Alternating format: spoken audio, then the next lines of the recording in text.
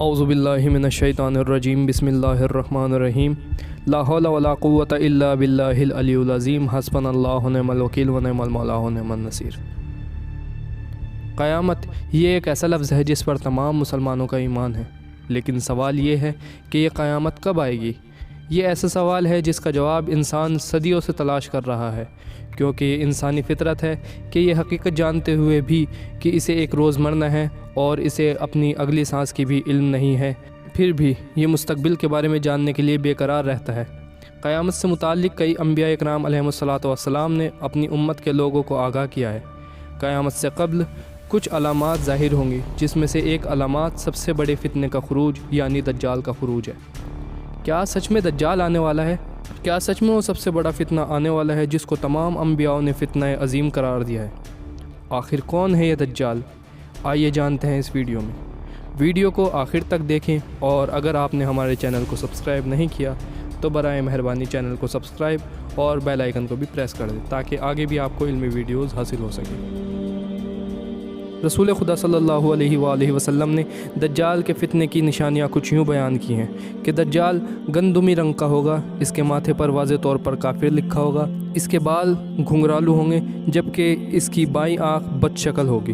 वो बर्ज़ और अंधे की बीमारी को दूर करेगा। अहादीस मुबारका में भी है कि आदम अलैहिस्सलातु वस्सलाम की पैदाइश से क़यामत होने तक दज्जाल के फितने से बढ़कर कोई फितना ज़मीन पर नाजिल नहीं होगा। दज्जाल के गधे यानी इसकी सवारी के दोनों कानों के दरमियान 40 गज़ का फासला होगा। इसका एक कदम 3 दिन के बराबर यानी 82 किलोमीटर पर सेकंड के बराबर होगा, यानी 2,95,000 किलोमीटर पर घंटा। वो अपने गधे पर सवार होकर ऐसे समंदर में दाखिल होगा जैसे तुम अपने घोड़े पर सवार होकर पानी की छोटी सी नाली में घुस जाते हो। वो दावा करेगा कि मैं तमाम जहानों का रब हूँ और ये सूरज मेरे हुक्म से चलता है। इसके पास एक औरत आएगी और कहेगी, या रब, मेरे बेटे और शोहर को ज़िंदा कर दो। चुनाचे दज्जाल शयातीन को हुक्म देगा कि इस औरत के बेटे और इसके शोहर की शक्ल में सामने आ जाए, और ऐसा ही होगा। लिहाजा वो औरत उस शैतान से ज़िना करेगी। दज्जाल की फ़ौज में अक्सरियत ज़िनाज़ादों की होगी, जो हराम तरीके से इस दुनिया में आए हुए हैं। इसके पास अपने बनाए हुए जन्नत और जहन्नुम होंगे, जो कि सिर्फ़ एक नज़र का धोखा होगा। जब ये आएगा तो इसका फ़रेब और धोखा सारी दुनिया में फैल जाएगा। लोग इसके लिए शक व शुबा में पड़ जाएंगे कि ये मसीहा है या दज्जाल। आम तौर पर लोगों के जहन में ये तसव्वुर पाया जाता है कि जो निशानियाँ अइम्मा अलैहिमुस्सलातु वस्सलाम ने दज्जाल के मुतालिक बयान की है, इसकी बदौलत हम इसको पहचान लेंगे। लेकिन दोस्तों, अगर मामला इतना आसान होता तो रसूल अकरम सल्लल्लाहु अलैहि वसल्लम को उम्मत को बार बार दज्जाली फितने से डराने की ज़रूरत क्यों पेश आती? इस झूठे मसीहा से डराने का मकसद था कि इसके मकरूर चेहरे को जानने के बावजूद लोगों के सामने इसके कारनामे इस तरह से पेश किए जाएंगे कि लोग सोचने पर मजबूर हो जाएंगे कि अगर यही दज्जाल है तो भला ऐसे अच्छे काम क्यों करता है। और इस काम के अंदर इस वक्त का मीडिया अहम किरदार अदा करेगा। और हम जानते हैं कि इस वक्त का पूरा मीडिया सिर्फ 50% यहूदी लोगों के कब्ज़े में है। ये मीडिया इस झूठे मसीहा को इतना अच्छा और इंसानियत का निजात का बानी बनाकर पेश करेगा कि वो लोगों के हमदर्दियाँ हासिल करके खुदाई का ऐलान करेगा और कहेगा कि मैं ये सब कुछ अपनी तरफ से नहीं कर रहा, बल्कि ये सब करने के लिए मुझे खुदा ने भेजा है। दज्जाल के मायने है कज़्ज़ाब, यानी बहुत ज़्यादा झूठा। दज्जाल के खुरूज से कब्ल दुनिया में खूरेज़ी जंग और इंसानियत का कत्लेआम हो रहा होगा। बेरोज़गारी, महंगाई, माशरती नाइंसाफ़ियों का बोलबाला होगा। घरों का अमन व सुकून ख़त्म हो चुका होगा। हर तरफ बुराई का राज होगा। लोग बुरे लोगों पर एतमाद करेंगे और तमाम कायदीन से मायूस होकर एक मसीहा की तलाश में होंगे। यही वो वक्त होगा जब दज्जाल इनका मसीहा बनकर खुरूज करेगा।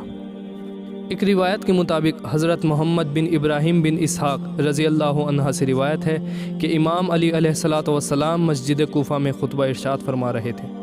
इतने में एक सहाबी उठे और उन्होंने इमाम से पूछा, ए अमीरुल मोमिनीन अलैहिस्सलातु वस्सलाम, दज्जाल का खुरूज कब होगा? तब इमाम अली अलैहिस्सलातु वस्सलाम ने इरशाद फरमाया, दज्जाल तब खुरूज करेगा जब ये अलामात पूरी हो जाएंगी।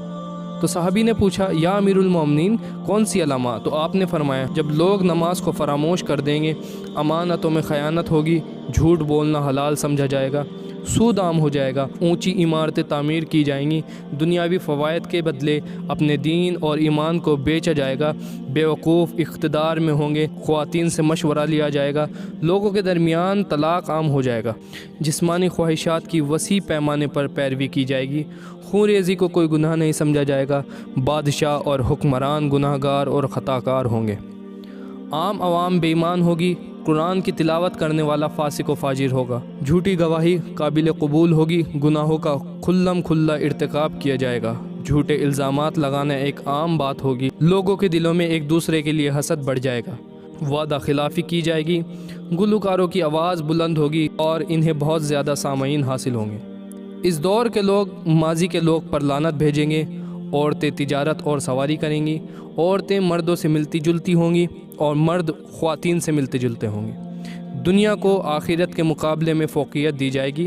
پھر آپ نے ارشاد فرمایا، اس وقت دجال کے فتنے سے بچنے کے لیے سب سے محفوظ مقام بیت المقدس ہوگا، اور لوگوں پر ایک وقت ایسا آئے گا کہ ہر شخص بیت المقدس میں قیام پذیر ہوگا۔ رسول اکرم صلی اللہ علیہ وآلہ وسلم نے دجال کے خروج کے متعلق کچھ یوں ارشاد فرمایا تھا، بے شک دجال یعنی گمراہوں کا مسیح مشرق کی جانب سے لوگوں میں اختلاف اور فرقہ واری کے وقت نکلے گا، اور جہاں اللہ چاہے گا وہاں 40 دنوں میں پہنچے گا۔ ان کی مقدار اللہ جانتا ہے، اور اسی دوران حضرت عیسیٰ علیہ السلام دنیا میں تشریف لائیں گے۔